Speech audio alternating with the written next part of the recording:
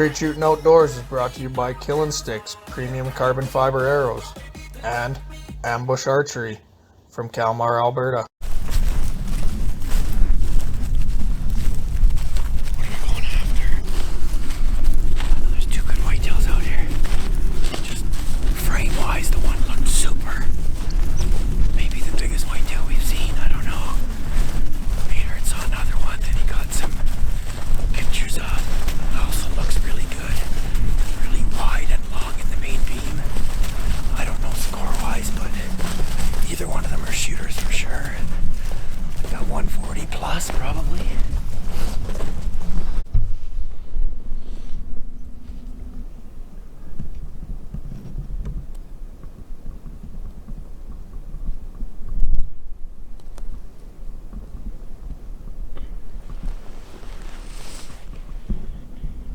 I think Grandpa's gonna shoot this deer. What's that? Which one? The big one. Yeah, probably. Yeah, you think he's that good of a shot? Yeah. Yeah. What have you seen him shoot? A target and a doe. Yeah. What do you think? Grandpa gonna shoot this deer? Yeah. Yeah. Is Grandpa a good shot? What? Is Grandpa a good shot? No. Alright, I guess we'll have to stay tuned.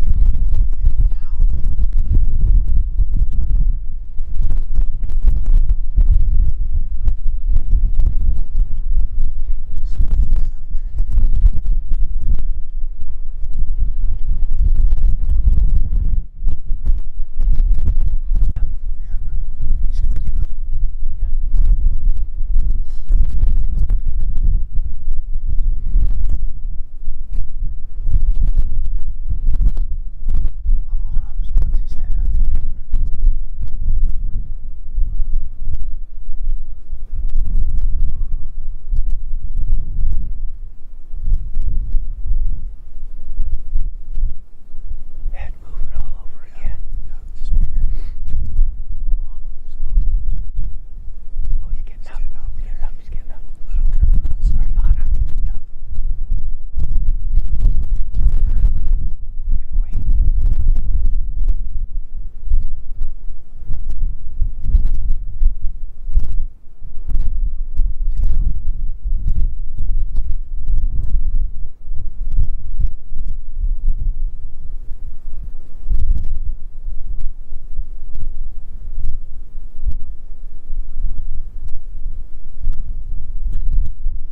You're on him. Yes.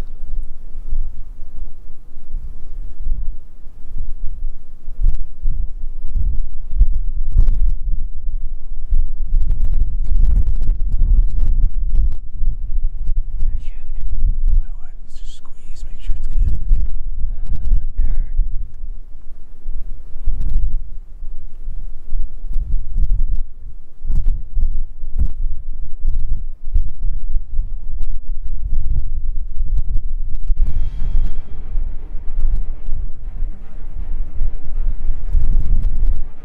Okay.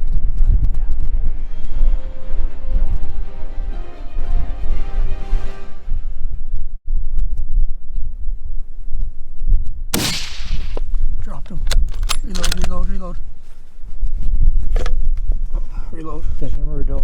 Doe. Standing. Okay. Do you know where he is from that doe standing? Yeah, he's right to the right of her. Right? Okay. I'm watching. There's another doe in there too. He should be right between both those does. Just be ready. We'll give him some time here. Yeah. Quinn, Chase.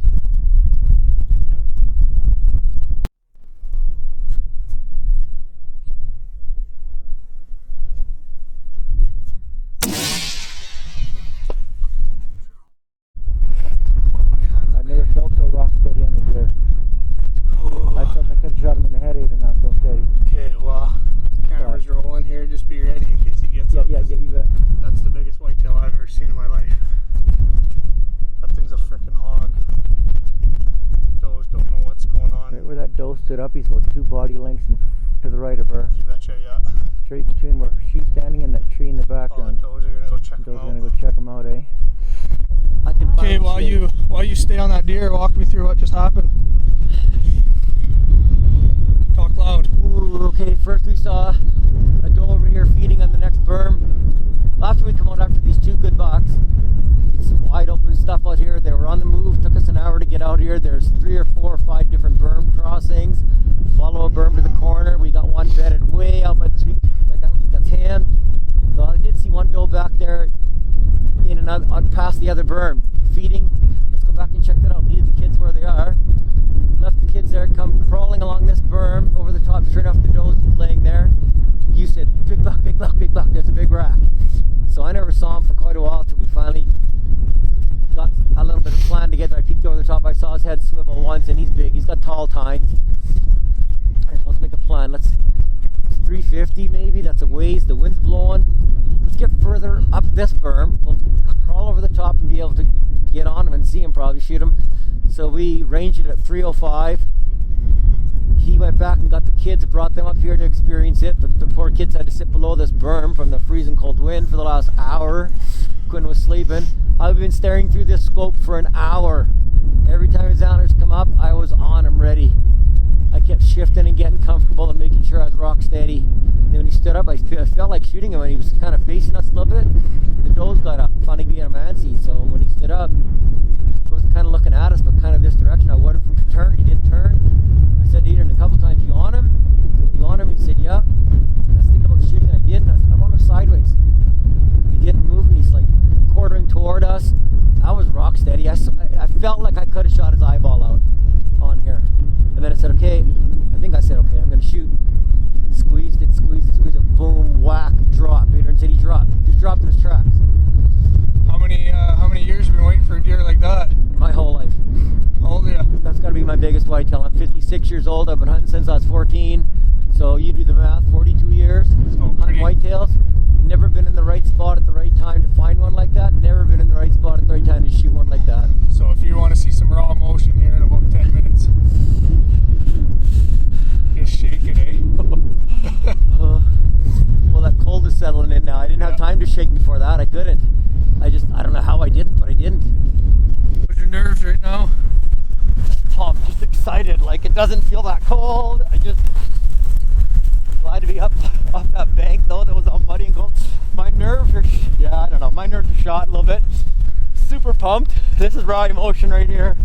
When you hunt for that long and you don't even see a whitetail that big, and we're always, other people seem to find these whitetails. Well, we found a gooder today. You had a 130 yesterday on. I passed up a 130. I could have filmed him myself, shot him myself, all kind of time, broadside, straight on, whatever I wanted, in a different zone. Passed him up, even though it would have been good footage. But now you don't shoot 140 or 50 inch deer if you shoot 130. I only shot a 140 inch deer once in my life. That was last year. Last year. And then we find this one. Oh, he's got to be bigger. Oh, he's coming up. His antlers. His antlers sticking up out of the grass. It looks nice. Nice and long beam. Long beam, long points. Really wide, quite wide antlers. Facing out on the other side.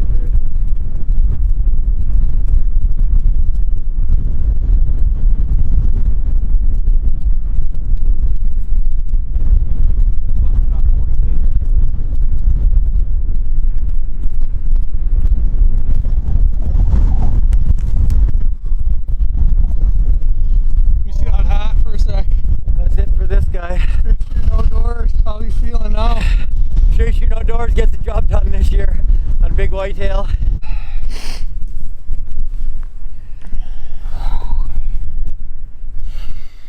He's busted right here, eh? The poor bugger.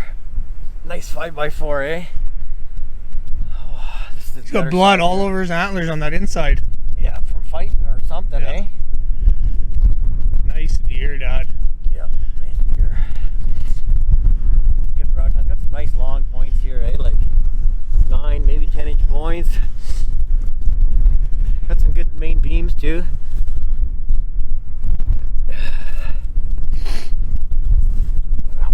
Yeah, that